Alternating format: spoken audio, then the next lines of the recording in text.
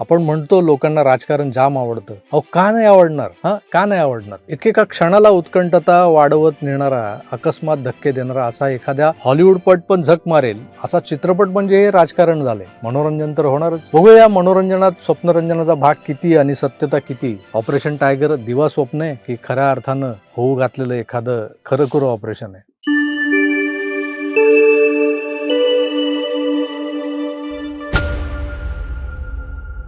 मागच्या अनेक महिन्यांपासून आपण ऐकत आलोय की महाराष्ट्रात ऑपरेशन टायगर होणार आहे. आता पूर्वी ताडोबा सारख्या अभयारण्यात फिरायला जाताना टायगर दिसला तर सावध राहा असं म्हणायचे. तिथेही नंतर हे टायगर दिसेनासे झाले. जेव्हा जेव्हा जाणं झालं तेव्हा ऑपरेशन टायगरवर निघालोय की काय असं वाटायचं. म्हणजे टायगर दिसतोय का? मी ज्या ऑपरेशन टायगर बद्दल बोलतोय ते मात्र राजकीय ऑपरेशन आहे. उद्धव बाळासाहेब ठाकरे यांच्याकडे शिल्लक असलेल्या शिवसेनेच्या एका गटातले काही खासदार हे गळाला लावून एकनाथ शिंदेच्या शिवसेनेत समाविष्ट करण्याचा एक विचार हा दिल्लीत असलेल्या एका महाशक्तिशाली गुहेतून बाहेर आला. हा असला विचार त्या गुहेतून बाहेर येण्यामागची अपरिहार्यता लक्षात घ्या. केंद्रातलं भाजप सरकार किंवा NDA सरकार जे 2024च्या निवडणुकीपूर्वी प्रचारात अब की बार 400 पार हा नारा घेऊन निघालं होतं, त्या विचाराला विरोधकांनी व्यवस्थित घोडा लावला. त्या घोड्यावर चढून मग कुणी हात पोचतोय, मग मार टपली, कर गुदगुल्या, उंगल्या कर असे वात्रट चाळे करू लागलं. दिल्लीतल्या महाशक्तीला हे वात्रट चाळे खपवून घेता येत नाहीयेत आणि आता त्यांना ते थांबवणं गरजेचं आहे. किती दिवस सहन करणार हे वात्रट चाळे? त्यात कोण करतंय? तर हे पप्पू गप्पू चप्पू कोणी. त्यात काय झालं की महाराष्ट्रातून शिवसेना भाजप युतीला याआधी जवळपास 42 जागा जिंकता आल्या होत्या. 2024ला त्या 42 वरून 16वर आल्या. NDAला केंद्रात 26 जागांचं नुकसान होणं ही साधी बाब नव्हती. हा गॅप भरून काढण्यासाठी शिवसेनेला उबाटा गटाचे काही खासदार फोडून ते शिंदेच्या शिवसेनेत आणायचे होते. मित्रपक्ष म्हणून शिंदेचा आकडा मोठा करायचा होता. पण ठाकरेंचा पक्ष फोडला तर याचं पाप पुन्हा आपल्या माथी लावून न घेता ते तर आपापल्या वाटेनं आले आणि गेले असं दाखवायचं हे ठरलेलं होतं. तो विचार शिरसावंत मानून एकनाथ शिंदे सुद्धा या ऑपरेशन टायगरच्या मागे लागले होते. पण काल मातोश्रीवर एक बैठक झाली शिवसेना उबाटा गटाची. त्या बैठकीनंतर हे जवळपास निश्चित झालंय की ऑपरेशन टायगर तुर्तास गुंडाळलं गेलंय बहुधा. आता तुम्ही म्हणाल उद्धवजींनी बोलावलेल्या खासदारांच्या बैठकीला 9 पैकी फक्त 4च तर खासदार हजर होते, 5 खासदार गैरहजर होते. याचा अर्थ काय होतो? अरविंद सावंत, अनिल देसाई, राजाभाऊ वाजे आणि संजय दिना पाटील हे 4च जण होते. आता राजाराम पुत्र संजय होता, पण ते राज्यसभेवरचे खासदार आहेत, तेव्हा त्यांची या गणसंख्येत कोरममध्ये मोजदाद केली जात नाही. उरलेले काही 2-3 जण हे व्हिडिओ कॉन्फरन्सिंगवर हजर होते असं सांगितलं जातं. तर काहींनी अनिवार्य अपरिहार्य कारण सांगून उद्धवजींची परवानगी घेतली होती असंही सांगितलं जातं. खरं खोटं त्यांचं त्यांना माहिती. म्हणजे उबाटा सेना शिल्लक राहणार हे आता तरी दिसतंय, नाही का? पुढचं माहीत नाही. त्यातल्या त्यात परभणीत सध्या वेगळं वारं वाहतंय. शिंदे पिता पुत्र आमदार भावना गवळींच्या मदतीनं परभणीत घट्ट पाय रोवण्याचे प्रयत्न करताना दिसत आहेत. परभणीच्या उबाटा खासदारानं जर का वेगळा निर्णय घेतला तर, पण ते एकटे बाहेर पडणं म्हणजे राजीनामा देणं हे आलंच की.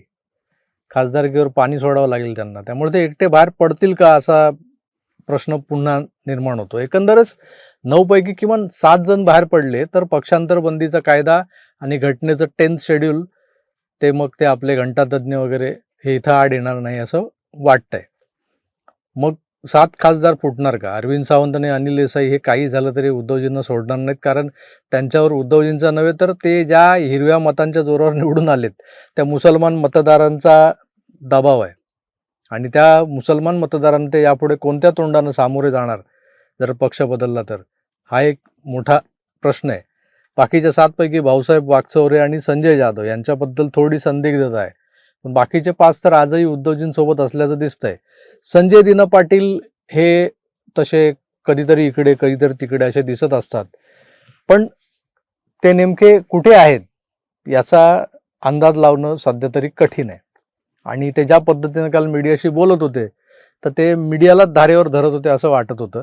त्यामुळं त्यांच्या मनात नेमकं काय चाललंय हे ज्यांना कळालंय ना त्यांना कळालेलं आहे. त्यामुळे त्यांच्यावर आपण इथे काहीतरी मल्लीनथी करण्यात अर्थ नाही. थोडक्यात काय तर टायगर टायगर ऑपरेशन टायगर असं बोलून बोलून खरंच कुठलं ऑपरेशन होत नसतंय. तर ते जेव्हा महाशक्तीच्या मनात येईल तेव्हाच होत असतंय, हे लक्षात घ्या. आता ते नारी शक्ती वंदन विधेयक संसदेत फेटाळलं गेलं, त्यानंतर महाशक्तीला 54चा आकडा नडला होता. पण प्रत्यक्षात एनडीएला तेव्हा अतिरिक्त 22-25 खासदारांच्या मदतीचीच गरज होती. जे विरोधात मतदान करणारे होते त्यातले जर 20-25 कमी झाले तर इकडे 54 मधून 25 वगळायचे होते सरळ सरळ. अलीकडे टीएमसीचा बंगालमध्ये धुव्वा उडवला भाजपनं आणि त्यानंतर टीएमसीच्या पक्षाचाही बाजा वाजला. 80 मधले 58 आमदार आणि 28 मधले 20 खासदार स्वतंत्र गट स्थापून टीएमसीतून बाहेर पडले. हे सगळं एनडीएला पाठिंबा देण्यासाठी चाललं होतं. पण अचानक त्यांच्यावर 10th शेड्यूल अंतर्गत कारवाई होण्याचे संकेत दिसू लागले. संसदेत टीएमसीच्या फुटीर खासदारांना आम्हीच तृणमूल काँग्रेस असा दावा करणं थोडं भारी पडतं हे लक्षात येताच ते त्रिपुरामधल्या NCPI नावाच्या फक्त एक खासदार निवडून आलेल्या एनडीएतल्याच घटक पक्षात विलीन झाले. अर्थात एनडीएला या 20 खासदारांचं संख्याबळ लाभलेलं आहे, जे सहजासहजी बंगालच्या विधानसभा निकालानंतर अनाकलनीय पद्धतीनं लाभलेलं आहे. मग आता ठाकरेंचे 7 खासदार फोडून उगाच यातून शिंदेंच्या सेनेची ताकद का वाढवून द्यायची आपण, या विचारांती दिल्लीतून ऑपरेशन टायगरला तुर्तास गुंडाळलं गेलेलं आहे असं काही लोक सांगतात. शिंदे जितके कमजोर पडतील आणि ते नम्रतेच्या नावाखाली संयम दाखवत राहतील तेवढंच महाराष्ट्रात भाजपला सुखानं राज्य करणं सोपं जाईल. हे ज्यांना माहीत आहे त्या दिल्लीश्वरांनी पुन्हा एकदा शिंदेजी कैसे हो आप असं म्हणत आणि काय भाऊ म्हणत डॉक्टर श्रीकांत शिंदेंच्या पाठीवर थाप मारत त्यांच्या मनातलं ऑपरेशन टायगर हे तुर्तास गुंडाळलेलं दिसतंय. मला वाटतं ऑपरेशन टायगर हे यापुढेही घडणार नाही बहुधा. कारण आता संसदेत ज्या पद्धतीनं टीएमसीच्या त्या 20 बंडखोर खासदारांना आम्हीच खरे टीएमसीवाले असं म्हणत अख्खा पक्ष गुंडाळता आलेला नाहीये. 2022 साली महाराष्ट्रात एकनाथ शिंदेंनी ते करून दाखवलं. मागोमाग अजितदादांनी तेच धाडस केलं. पण खरी शिवसेना शिंदेंचीच, खरी NCP ही अजितदादा गटाचीच, यावर सुप्रीम कोर्टानं अद्याप शिक्कामोर्तब केलेलं नाहीये. त्या केसचा निकाल काहीही लागू शकतो. टीएमसीच्या 20 जणांना असं NCPI मध्ये विलीन व्हावं लागल्यानंतर दिल्लीत बंडखोरी करण्याचं धाडस करणं थोडंसं अवघड बनलेलं आहे. आणि कदाचित शिवसेना नाव आणि पक्षचिन्ह याबाबतचा सुप्रीम कोर्टातला निकालही महाशक्तीच्या मनात आला तर काहीसा वेगळा लावला जाईल. आता तुम्ही म्हणाल सुप्रीम कोर्टावरही महाशक्तीचा वचक आहे का, तर तसंच काही नाही आहे. पण कोर्ट यावरचा ठरलेला किंवा यापूर्वी अशा सिच्युएशनमध्ये दिलेला निकाल इथं देऊ शकतो हे लक्षात घ्या. आणि तो निकाल जो रामविलास पासवान यांच्या लोक जनशक्ती पार्टीच्या आतल्या आत झालेल्या वादात दिला गेला होता, तो निकाल म्हणजे वादग्रस्त पक्षाचं नाव आणि निवडणूक चिन्ह गोठवलं जाऊ शकतं. ना तुला ना मला, घाल कुत्र्याला. पण या निर्णयानं पुन्हा एकदा नुकसान हे भाजपच्या महाराष्ट्रातल्या मित्रपक्षाचं म्हणजे शिवसेनेचं होणार आहे, एकनाथ शिंदेंच्या शिवसेनेचं. शिवसेनेचा धनुष्यबाण घेऊन निघालेले एकनाथ शिंदे त्यांना आपल्या गटाला नवं नाव, नवं पक्षचिन्ह घेऊन जनतेला सामोरं जाणं हे ठाकरेंच्या तुलनेत प्रचंड अडचणीचं ठरणार आहे. कारण काही झालं तरी बाळासाहेब ठाकरेंचे बायोलॉजिकल वारसदार आणि आडनावातलं ठाकरे हे घेऊन जे समोर येतील त्यांना कदाचित या मॅचमध्ये सुरुवातीलाच ॲडव्हान्टेज जास्त मिळू शकतो. पण एकनाथ शिंदे या सगळ्या शक्यतांचा अभ्यास करून महाराष्ट्राच्या कानाकोपऱ्यात मागच्या या 3-4 वर्षांमध्ये पक्षवाढीसाठी प्रचंड मेहनत घेताना दिसत आहेत. त्यांचं एक वैशिष्ट्य असंही आहे की त्यांना 2022 पूर्वी मुंबई, ठाणे, MMR रिजन, फार फार तर नाशिक या पलीकडे कोणी एवढं जीवाभावाचं मानत नव्हतं. पण 2022 ते 2024 त्या दरम्यानच्या 2-2.5 वर्षांच्या कालावधीत त्यांनी स्वकर्तृत्वानं आपली इमेज बिल्डिंग एवढी मोठी करून ठेवलेली आहे. पण झालं काय की धनुष्यबाण हा त्यांच्या निवडणुकीतल्या यशातला मोठा एक्स फॅक्टर होता आणि हे नाकारता येत नाही. काही हो, पण केंद्रातलं एनडीएचं सरकार किमान 40 खासदारांच्या शोधात होतं काही दिवसांपूर्वी. मग आता 20 मिळालेत म्हणून ते गार पडलेत का, किंवा 20वर समाधानी असतील का, तर नाही.